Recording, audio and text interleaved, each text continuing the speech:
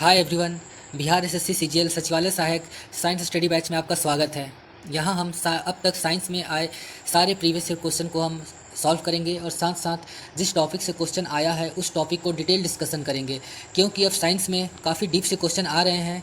इसलिए रट कर जाने से काम नहीं चलेगा, हमें टॉपिक को डिटेल में समझना होगा। हमारा पहला क्वेश्चन है, गति का अध्ययन क्या कहलाता है? तो इसका राइट आंसर होगा काइनेमेटिक्स। इसके अलावा ऑप्शन है थर्मोडायनेमिक, मैकेनिक्स एंड नॉटिक्स। तो थर्मोडायनेमिक क्या है? थर्मोडायनेमिक के अंदर हम हीट वर्क एंड टेम्परेचर के बीच रिलेशन को पढ़ते हैं। हीट वर्क एंड टेम्परेचर के बीच रिलेशन को पढ़ते हैं। जबकि मैकेनिक्स के अंदर जो भी यांत्रिकी होता है, जो भी मशीन्स होता है, उस पर जो बल लगता है और जो कार्य उत्पन्न किया जाता है उसके बारे में स्टडी किया जाता है। जबकि काइनेटिक्स जो है यानी गति विज्ञान, इसे हिंदी में गति विज्ञान कहते हैं, इसके अंदर हम किसी भी पिंड का गति का अध्ययन करते बिना उस पर लगने वाले बल पे विचार किए। तो यानी जो काइनेमेटिक्स है, kinematics study of motion of object without considering the forces working on the object. Kinetics के अंदर बेसिकली 4 इक्वेशन को बार बार पूछा जाता है। पहला इक्वेशन है हमारा वेलोसिटी इक्वेशन। वेलोसिटी इक्वेशन जिसे हम वेग का इक्वेशन भी कहते हैं, v बराबर u प्लस ए टी। हमारा सेकेंड इक्वेशन है विस्थापन, जिसको डिस्प्लेसमेंट कहते हैं। डिस्प्लेसमेंट इक्वेशन इसका फॉर्मूला था s बराबर u t plus half a t square. इसके अलावा थर्ड इक्वेशन है टाइमलेस, इसका फॉर्मूला होता है v square equal to u square plus 2as। And fourth equation है हमारा, इसको एवरेज डिस्प्लेसमेंट कहते हैं, औसत विस्थापन। इसका फॉर्मूला होता है एस बराबर u plus v divided by 2 into t. Particularly जो फर्स्ट इक्वेशन है जिसको हम बोलते हैं वेलोसिटी इक्वेशन, वी बराबर यू प्लस ए टी, इससे काफ़ी क्वेश्चन पूछे जाते हैं। इसके बारे में थोड़ा चर्चा कर लेना चाहिए।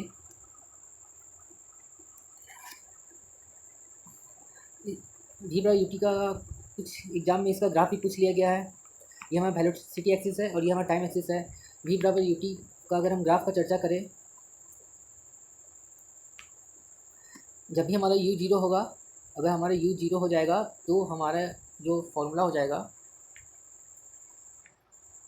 इसे थोड़ा मैं साफ़ कर देता हूँ, तो हमारा हो जाएगा ए टी, यानी इसका ग्राफ होगा y equal to m x के जैसा,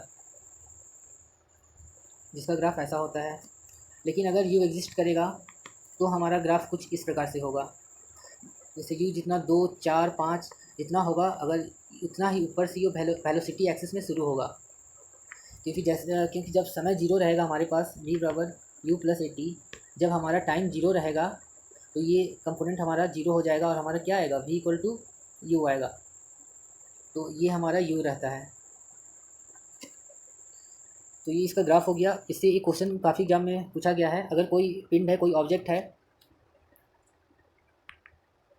जो कि रेस्ट से यानी विराम अवस्था से स्टार्ट होता है और 5 सेकंड के बाद उसकी चाल क्या हो, उसकी चाल सॉरी चाल नहीं, इसकी वेग लिख लीजिए। उसकी वेग क्या होगी अगर उसका त्वरण 5 मीटर पर सेकंड स्क्वायर रहता है।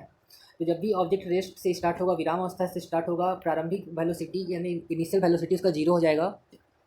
हमारे पास टाइम 5 सेकंड है एंड त्वरण हमारे पास a इक्वल टू 5 मीटर पर सेकंड है।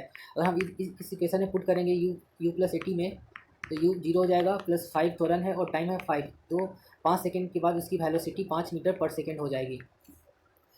इसके अलावा कभी कभी कहा जाता है कि इसका जो ऑब्जेक्ट था वो विराम अवस्था से ना स्टार्ट होकर वो कुछ चाल उसका दे देगा, वो उसका प्रारंभिक चाल दे देगा, जैसे 2 मीटर पर सेकेंड। तो ऐसे केस में u का वैल्यू हो जाएगा 2, और हम अगर इक्वेशन में रखेंगे 2 प्लस 5 इंटू 5, यानी कि हमारा आंसर हो जाएगा 27।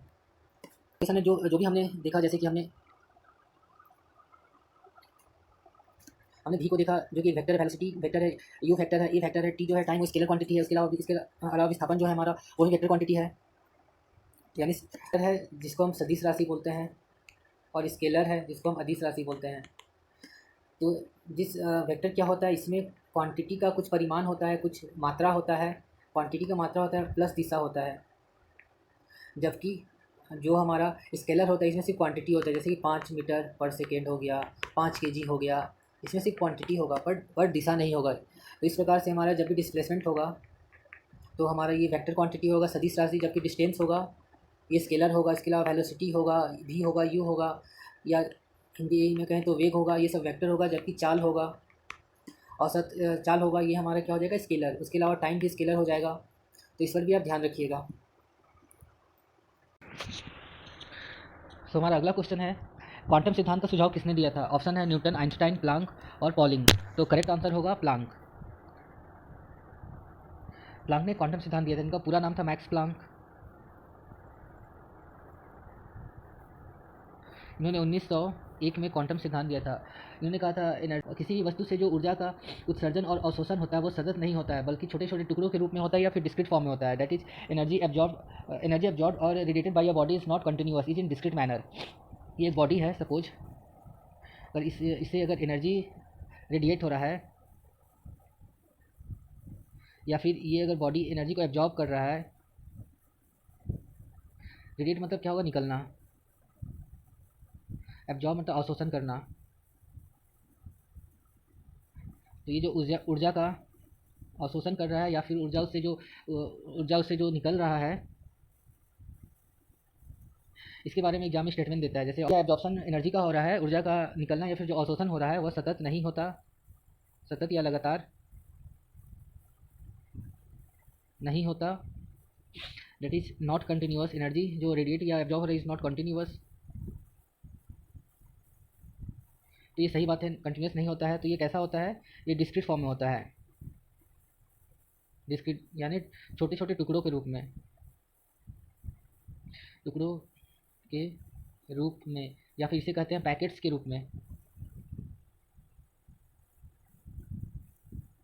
तो ये भी सही बात है, छोटे टुकड़ों या पैकेट्स के रूप में होता है। थर्ड इसका स्टेटमेंट आता है कि इन टुकड़ों को क्या कहते हैं, जो ये छोटे टुकड़ों के रूप में एनर्जी का उत्सर्जन हो रहा है, इन छोटे टुकड़ों को क्या कहते हैं? तो इन छोटे टुकड़ों को हम क्वांटम कहते हैं।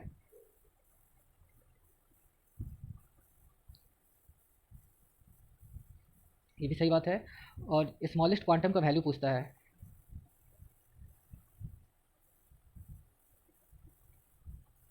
जो स्मॉलेस्ट क्वांटम होगा, एनर्जी जो निकलेगा उसका वैल्यू होता है एच म्यू, जिसमें ई एनर्जी है, एच हमारा प्लैंक्स कांस्टेंट या प्लैंक्स स्थिरांक है, और भी जो है हमारा फ्रीक्वेंसी है।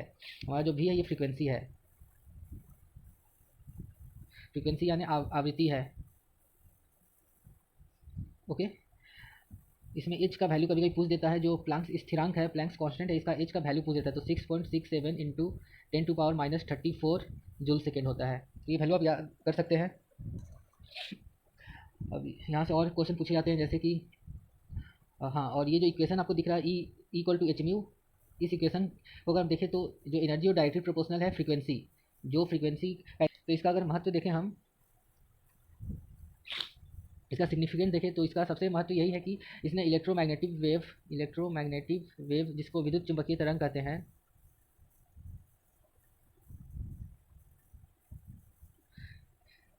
इसके पार्टिकल नेचर को स्टेबलाइज किया। जो इलेक्ट्रोमैग्नेटिक वेव है, ये दो नेचर का बिहेवियर शो करता है, एक पार्टिकल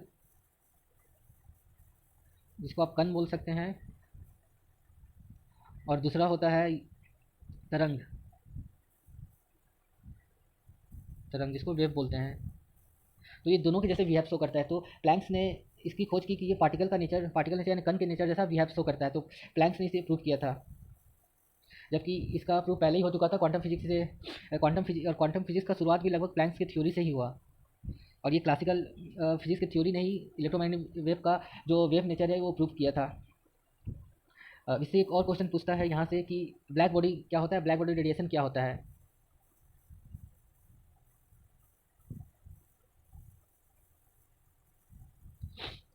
ब्लैक बॉडी रेडिएशन पूछता है, जो कोई भी अगर काली वस्तु होगी, ब्लैक बॉडी होगा, वह अन्य वस्तुओं की तुलना में जल्दी गर्म और जल्दी कूल हो जाता है। एक परफेक्ट ब्लैक बॉडी का उदाहरण पूछता है, तो सबसे बेस्ट उदाहरण होता है चारकोल। इसकी थ्योरी को अगर हम थोड़ा देख लें, सपोज ये कोई ऑब्जेक्ट है और ये रेड है, तो आखिर ये हमें रेड क्यों नज़र आ रहा है? क्योंकि अगर इससे जो लाइट इंसिडेंट हो रहा है, ये जो वाइट लाइट इंसिडेंट हो रहा है, ये जो भी सूर्य का प्रकाश होता है, ये सबको हम व्हाइट लाइट कहते हैं। इसमें क्योंकि 7 कलर्स होता है, 7 कलर से मिलकर ये लाइट बनता है, इसलिए इसे व्हाइट लाइट कहते हैं। तो ये व्हाइट लाइट जब इंसिडेंट होगा तो ये 6 कलर को एब्जॉर्ब कर लेगा, और सिर्फ एक ही कलर इसे ट्रांसमिट होगा, वो होगा रेड कलर। और यही जब हमारी आंखों पर पड़ेगा तो जो ऑब्जेक्ट है हमें रेड नज़र आएगा। तो इसी प्रकार ब्लैक बॉडी में एक विशेष प्रकार का प्रॉपर्टी होता है। अगर ये ब्लैक बॉडी है, जिसका एक विशेष प्रॉपर्टी होता है, इसमें जो भी लाइट इंसिडेंट होगा वो सारा लाइट को एब्जॉर्ब कर लेगा। यानी अवशोषण कर लेगा। और जब ये एनर्जी एब्जॉर्ब कर लेगा तो फिर इससे एनर्जी निकलना भी प्रारंभ होगा, और ये जो निकलने एनर्जी निकलेगा और ये वाइट लाइट होगा, यानी इसमें 7 कलर्स होंगे। तो ये एनर्जी ये कलर कब दिखेंगे हमें, जब हम इसे प्रिज्म पर इससे निकलने वाले रेडिएशन को इससे निकलने वाले रेडिएशन के सामने अगर हम प्रिज्म रखेंगे तो ये जो 7 कलर के लाइट में ये टूट जाएगा इस प्रकार से। ऊपर रेड रहेगा और नीचे वायलेट कलर रहता है, और ये फ्रीक्वेंसी ऊपर से नीचे जाने पर फ्रीक्वेंसी बढ़ता है, मतलब रेड का फ्रीक्वेंसी सबसे कम, वायलेट का सबसे ज़्यादा होता है, और नीचे से ऊपर जाने पर वेवलेंथ बढ़ता है, वायलेट का सबसे कम और रेड का सबसे ज़्यादा होगा। तो ये सब क्वेश्चन जनरली पूछा जाता है ब्लैक बॉडी से। जल्दी गर्म और जल्दी ठंडा होने वाली बॉडी कौन सा है? परफेक्ट ब्लैक बॉडी का उदाहरण तो चारकोल पूछा जाता है, सबसे बेस्ट ब्लैक बॉडी का उदाहरण। और ये ऑब्जेक्ट हमें दिखता कैसे है? तो इस प्रकार से हमें रंगीन दिखता है। ये भी पूछा जाता है कि कोई लाल वस्तु लाल क्यों दिखती है? तो इसका आंसर यही होता है ऑप्शन में, क्योंकि वह सारी जो कलर से पढ़ रहा था वो 6 कलर को एब्जॉर्ब कर लिया और सिर्फ रेड कलर को उसने ट्रांसमिट किया, तो ये पूछा जाता है। उसके बाद ब्लैक बॉडी जब गर्म होकर रेडिएशन एनर्जी रेडिएट करता है तो वो एनर्जी कैसा कलर का होता है? तो व्हाइट लाइट होता है 7 कलर्स का, और उसको 7 कलर्स कब आएंगे? तो उसे जब प्रिज्म के आगे हम रख देंगे। इसके अलावा और दूसरे ऑप्शन को देख लेते हैं। तो नेक्स्ट ऑप्शन था न्यूटन।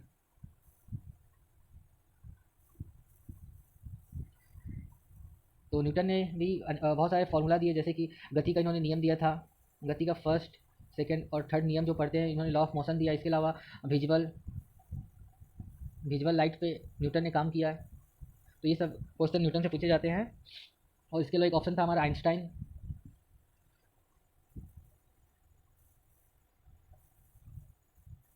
तो आइंस्टाइन के बारे में कुछ क्वेश्चन पूछा जाता है, जैसे कि सापेक्षता का सिद्धांत किसने दिया?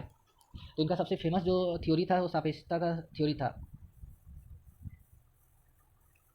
यानी थ्योरी ऑफ रिलेटिविटी। तो इनका एक सबसे महत्वपूर्ण खोज था कि इन्होंने सापेक्षता का थ्योरी दिया। इससे बार बार क्वेश्चन पूछा जाता है रिलेटिविटी थ्योरी किसने दिया, या फिर ये पूछा जाता है E=mc² फार्मूला किसने दिया? तो ये आइंस्टाइन ने दिया। इस फार्मूला का सिग्निफिकेंस क्या था? तो इन्होंने इस फार्मूला में एनर्जी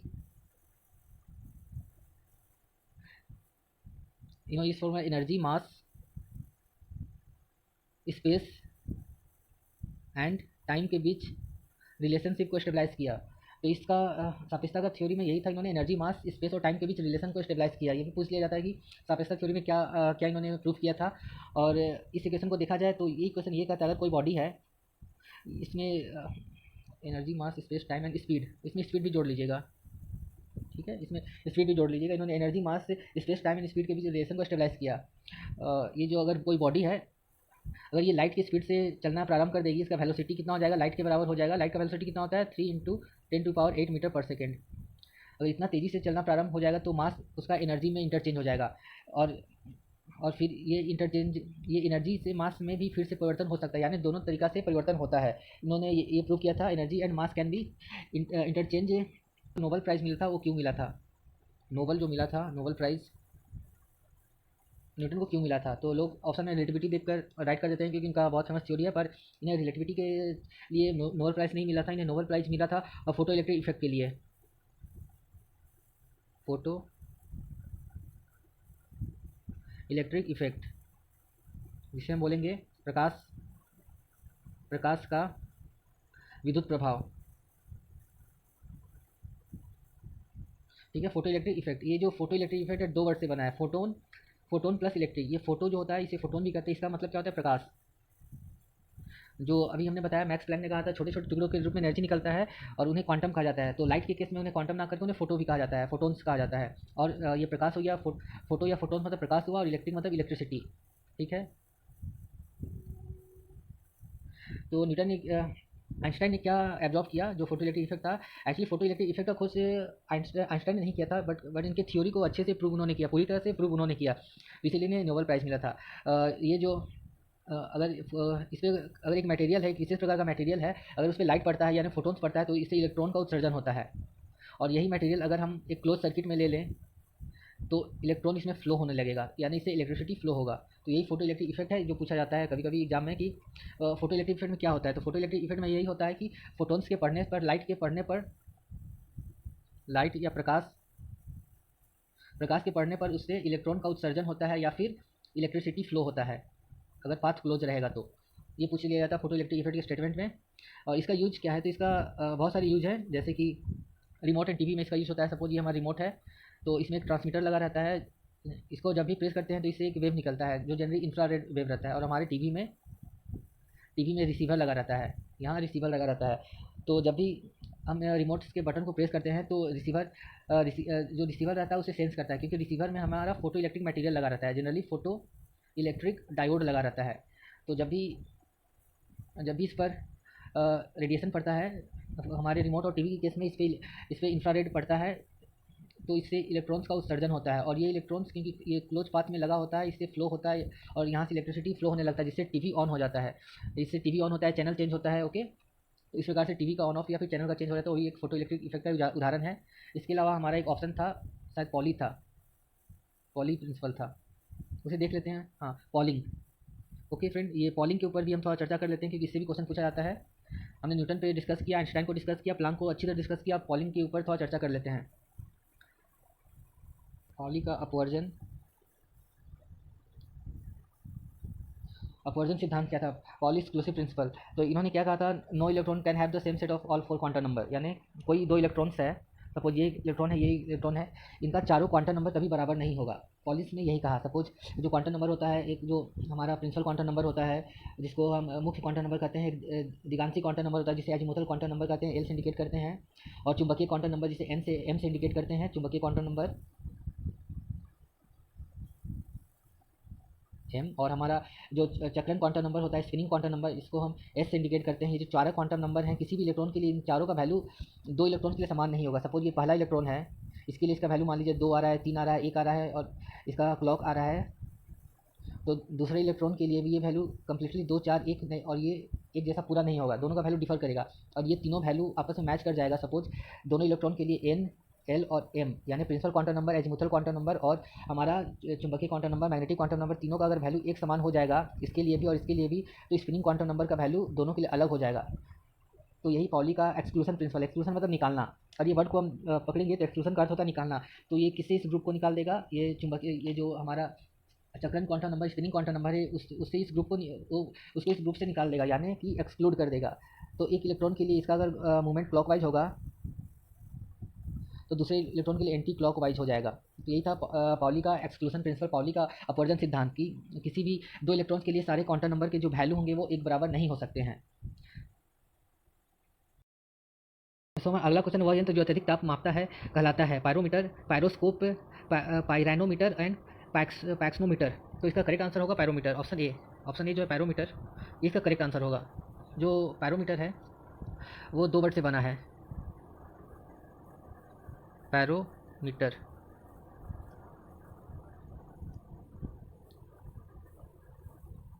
जो पायरोमीटर है, पायरो ये 2 वर्ड से बना है, जो पायरो वर्ड है और सेकंड वर्ड मीटर। जो पायरो का अर्थ है फायर है, यानी आग। तो क्योंकि अभी हमें आग का तापमान मापना था तो एक ऐसा इंस्ट्रूमेंट का जरूरत है जो उसे बिना टच किए नाप सके, क्योंकि इंस्ट्रूमेंट अगर टच करेगा तो उसे डैमेज होने का डर रहेगा। तो इसीलिए पायरोमीटर का खोज हुआ, यानी ये नॉन कॉन्टैक्ट, ये कैसा यंत्र है जो वस्तु का ताप बिना टच किए ही मेजर कर लेता है, यानी नॉन कॉन्टैक्ट, इसलिए इसे दूसरे भी नाम से जाना, जैसे नॉन कॉन्टैक्ट थर्मामीटर कहा जाता है, या फिर इसको कहा जाता है इंफ्रारेड थर्मामीटर।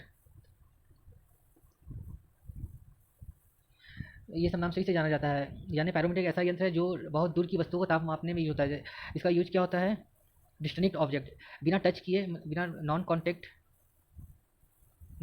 बिना कॉन्टैक्ट बनाए ताप मापने के लिए, एंड डिस्टेंट ऑब्जेक्ट यानी बहुत दूर की वस्तुओं का ताप,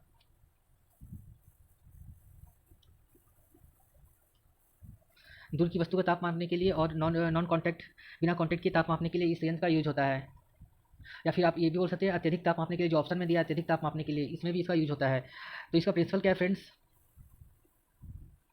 तो जो इसका प्रिंसिपल है, जो इसका सिद्धांत है, वो इस पे निर्भर करता है कि वो कहता है कि इंटेंसिटी ऑफ लाइट, जो इसका प्रिंसिपल है या फिर सिद्धांत है, वो कहता है कि intensity of light received depend upon distance from source and temperature. यानी कि अगर ये कोई वस्तु है जिसका हमें ताप मापना है, इस पर कुछ लाइट पड़ रहा होगा कहीं से, और इससे जो लाइट रिफ्लेक्ट होकर आ रहा है, सपोज इस पॉइंट पे इसका क्या है, ताप मापना है, तो इस पॉइंट पे हम पायरोमीटर लगाएंगे, और ये क्या करेगा, ये कहता है कि इस पॉइंट पे जो है इसका इंटेंसिटी का मतलब क्या होता है, इंटेंसिटी मतलब इस पॉइंट पे लाइट कितना ज़्यादा या कम है, ये उसके इंटेंसिटी से पता चलता है। तो इस पॉइंट पे जो इससे लाइट रिफ्लेक्ट होकर आ रहा है, उसका इंटेंसिटी किन बातों पे निर्भर करेगा, तो एक होगा वस्तु से दूरी, एंड सेकेंड वस्तु का ताप, यानी ये जो दूरी है वस्तु से ये कितना दूर है, साथ साथ ये जो वस्तु है इसका कितना ताप है, ये दो बातों पे डिपेंड करता है। तो इसका प्रिंसिपल यही है, इंटेंसिटी जो है जो लाइट रिसीव हो रहा है हमारा पायरोमीटर के द्वारा वो दो बातों पे डिपेंड करता है, distance from object and temperature. और ये दोनों रेंज पे काम करता है, ये मतलब विजिबल एंड इंफ्रारेड, विजिबल और इंफ्रारेड दोनों पे काम करता है, बोथ रेंज। ये दोनों यानी एक तो हो गया हमारा विजुअल लाइट यानी दृश्य प्रकाश, और दूसरा हो गया हमारा इंफ्रारेड, इंफ्रारेड लाइट। ये दोनों प्रकार की वस्तुओं का ताप मापने में यूज हो जाता है। और इससे एक क्वेश्चन और दो बनता है, जैसे कि कहते हैं, इससे एक दो क्वेश्चन और बनता है, जैसे पैरोमीटर का में हीलियम, हीलियम का भी यूज किया जाता है। पैरोमीटर में कभी कभी हीलियम भर यूज किया जाता है, तो हीलियम कब यूज किया जाता है, जब बहुत कम ताप मापना होगा। तो सबसे न्यूनतम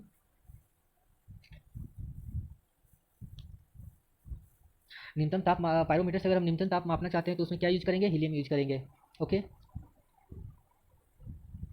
इसके अलावा पायरोमीटर में प्लेटिनम भी यूज होता है। ओके, तो प्लेटिनम यूज होता है जब ज़्यादा ताप मापना होता है, तब प्लेटिनम यूज होता है, लेकिन न्यूनतम ताप मापने के लिए हीलियम यूज किया जाता है। और फ्रेंड, जो कोविड के टाइम पे एक गन टाइप का जो थर्मामीटर यूज होता है, जिससे टेम्परेचर मापा जाता था, यहाँ से लाइट निकलता था, वो भी एक प्रकार का पायरोमीटर ही था, जिससे हम बिना टच किए ही ऑब्जेक्ट का ताप मेजर कर लेते थे। लक्स किसकी इकाई है, ताप की, द्रव्यमान की, बल की और प्रदीप्त की। तो ताप का इकाई क्या होता है, तो ताप का इकाई होता है हमारा केल्विन या डिग्री सेल्सियस, ये सब यूज होता है ताप मापने के लिए। द्रव्यमान यानी इसको मास भी कहते हैं। तो द्रव्यमान मापने के लिए क्या यूज होता है, केजी। बल यानी फोर्स, फोर्स के लिए क्या यूज होता है, फोर्स के लिए मात्रक होता है न्यूटन।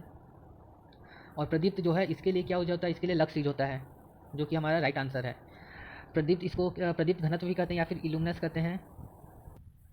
ओके, इल्यूमिनेंस, इल्यूमिनेंस का मतलब क्या होता है, लक्स पर सेकेंड। इसका मतलब होता है लुमेन या फिर लक्स, लुमेन पर सेकेंड।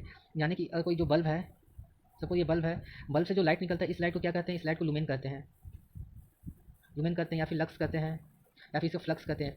ठीक है, तो प्रदीप का मतलब होता है लुमिनेंस, और लुमिनेंस का था लुमेन पर सेकंड, मतलब इसे कितना लुमेन पर सेकंड निकल रहा है।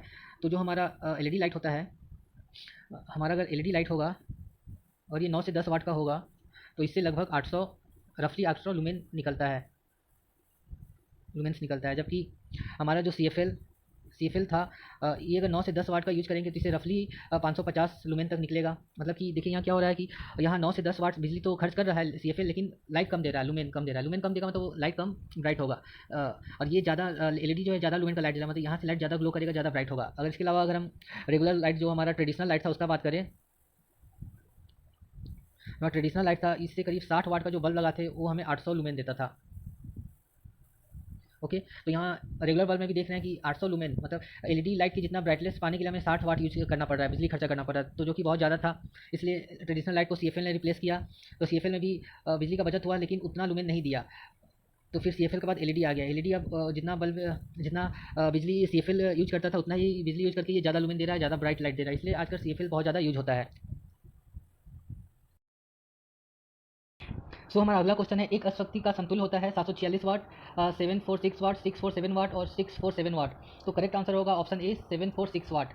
हॉर्स पावर अशक्ति जिसको एचपी कहते हैं, इसको एचपी कहते हैं। अशक्ति जो होता है वो होता है 746 वाट के बराबर। एक एचपी 746 वाट के बराबर होता है। और ये किसका यूनिट है, ये जो यहाँ पे आपको अश्व के बीच बाद जो शक्ति दिख रहा है, ये शक्ति का यूनिट है। एचपी के द्वारा क्या मापा जाता है, तो शक्ति मापा जाता है, पावर मापा जाता है। ये शक्ति पावर मापने का यूनिट है, एचपी है। इसके अलावा वाट भी यूज होता है शक्ति मापने में। और ये जो एचपी है ये ज़्यादातर मशीनों के पावर मापने में यूज होता है। मशीन जो जब भी हम बाजार से कुछ मोटर या पंप लेने जाते हैं, उस पर इस प्रकार से रेटिंग लिखा रहता है, 1 HP, 1.5 HP, half HP, 2 HP, 4 HP, इस प्रकार से रेटिंग लिखा रहता है। तो मशीनों का रेटिंग एचपी में यूज होता है। मशीनों के रेटिंग के लिए एचपी जनरली यूज होता है। तो ये जो शक्ति है इसका हम फॉर्मूला थोड़ा देख लेते हैं, क्योंकि इससे कुछ इंपॉर्टेंट रिलेशन निकल के आते हैं जो कि एग्जाम में काफ़ी बार पूछा जाता है। जो हमारा पावर होता है, पावर या फिर शक्ति होता है, पावर होता है, शक्ति होता है कार्य करने का दर होता है, कार्य करने का दर यानी वर्क। पावर को हम पी से इंडिकेट करते हैं, वर्क बाई टाइम। पावर का यूनिट होता है हमारा वाट, वर्क का होता है जूल और टाइम का होता है सेकेंड। तो यहाँ से एक इंपॉर्टेंट रिलेशन निकल के आता है, 1 वाट बराबर 1 जूल पर सेकेंड। ये रिलेशन से काफ़ी क्वेश्चन पूछा जाता है एग्जाम में, ऐसे ही पूछ लिया जाता है 1 जूल सेकेंड किसके बराबर होगा, तो 1 वाट के बराबर होगा। ठीक है, इसके अलावा क्या किया जाता है, वाट को और किलोवाट या फिर मेगावाट में कन्वर्ट किया जाता है। अगर कभी भी 10⁻³ लिख दिया जाए तो इसको किलो कहा जाता है, और 10⁻6 लिख दिया जाए तो इसको मेगा कहा जाता है।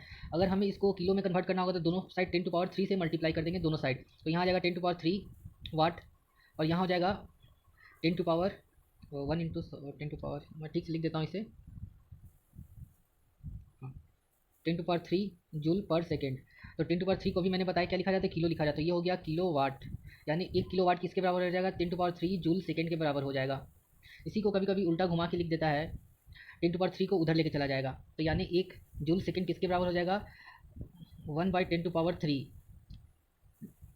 किलो वाट के बराबर हो जाएगा। और इसी को जब भी नीचे का टर्म ऊपर जाता है तो माइनस हो जाता है। ये नीचे का टर्म है, अगर ये ऊपर जाएगा शिफ्ट होगा तो जो 10⁻+3 है माइनस में चला जाएगा, यानी 1 जूल सेकेंड 10⁻³ किलो वाट के बराबर होता है। इसी प्रकार जो हमने पढ़ा था अभी 1 वाट बराबर 1 जूल पर सेकेंड, इसी में 10⁻6 से मल्टीप्लाई कर देगा दोनों साइड जूल सेकेंड, और 10⁻6 को हम जानते हैं कि मेगा लिखा जाता है। तो मेगावाट, 1 मेगावाट किसके बराबर हो जाएगा, 10⁻6 जूल पर सेकेंड के बराबर हो जाएगा। तो इस तरह से एक ही क्वेश्चन को काफ़ी तरीक़ों से घुमा के पूछा जाता है। यहाँ पे आपने देखा एक ही क्वेश्चन है जो काफ़ी तरीक़ों से घुमा के पूछा जा रहा है। तो फ्रेंड अभी आपने देखा, हमने पावर का यूनिट निकालना सीखा। पावर का यूनिट हमने क्या क्या निकाल के लाया, हमने पावर का यूनिट निकाला, वाट निकाला, किलोवाट निकाला, मेगावाट निकाला, HP निकाला। ठीक है, तो ये सब से रिलेशन कुछ पूछे जाएंगे जो आपको याद होने चाहिए, जो मैंने अभी आपको सारा कुछ निकालना सिखा दिया। एक्चुअली याद करें तो पॉसिबल नहीं है, इसे निकाल पाना ही पॉसिबल है। इसके अलावा जो आपने अभी जूल सेकेंड निकाला था, 1 वाट बराबर जूल सेकेंड, जूल पर सेकेंड, ओके, तो ये भी इसका यूनिट है। यहाँ पे हमने निकाला था, हाँ, 1 वाट बराबर जूल पर सेकेंड निकाला था हमने, तो ये भी इसका यूनिट है।